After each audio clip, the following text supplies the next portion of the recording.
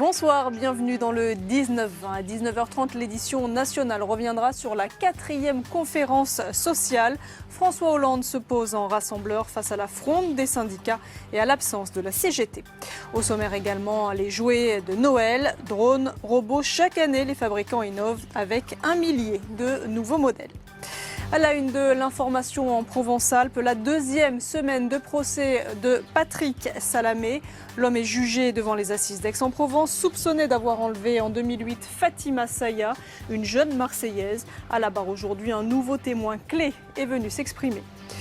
Elle permettrait de retrouver la jeunesse éternelle. L'eau de la fontaine de Réautier dans les Hautes-Alpes aurait 1000 vertus. Le groupe L'Occitane vient de signer un accord pour utiliser à terme cette précieuse ressource dans la formulation de ses crèmes. Enfin, ainsi font les petites marionnettes. À Fourques en Camargue, la 30e édition d'un festival s'ouvre aujourd'hui. Un événement à la renommée internationale. Voilà pour les titres avant de les développer. Cette histoire, celle d'un Vauclusien détenant le plus grand nombre de CDD. À Morières, les Avignons, un serveur a travaillé plus de 20 ans pour la même société, cumulant ainsi les contrats de travail. L'employé réclame aujourd'hui 150 000 € au titre du préjudice. Il a même saisi la justice pour cela. Frédéric Poré et Virginie Danger l'ont rencontré. Bonjour maître. Didier Cassini veut faire valoir ses droits. Il a travaillé 25 ans en CDD dans la restauration pour le même employeur. Par année, il y en a environ plus de 100. Oui, pour l'année 2009 ou 2010, j'en ai compté plus d'une centaine. Didier commence à travailler chez Hélène Traiteur à 27 ans. Employé en extra, il occupe plusieurs emplois, comme serveur ou chauffeur.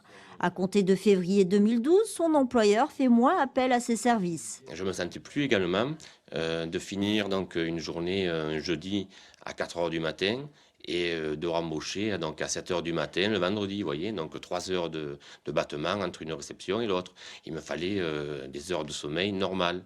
À partir de ce moment-là, donc j'ai été un peu mis de côté et ils n'ont plus trop fait appel à moi régulièrement comme ils le faisaient donc à une période.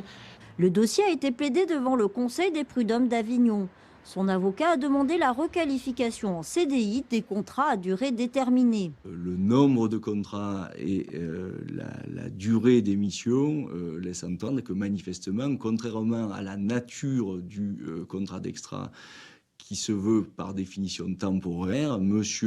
Cassini était employé pour une activité durable et permanente de la société. Didier Cassini n'a toujours pas retrouvé de travail dans la restauration. Et à 55 ans, il ne se fait guère d'illusions concernant ses chances d'en retrouver. Il touche le RSA. Contacté, son ancien employeur nous a fait savoir que ces pratiques étaient conformes à la convention collective de la restauration.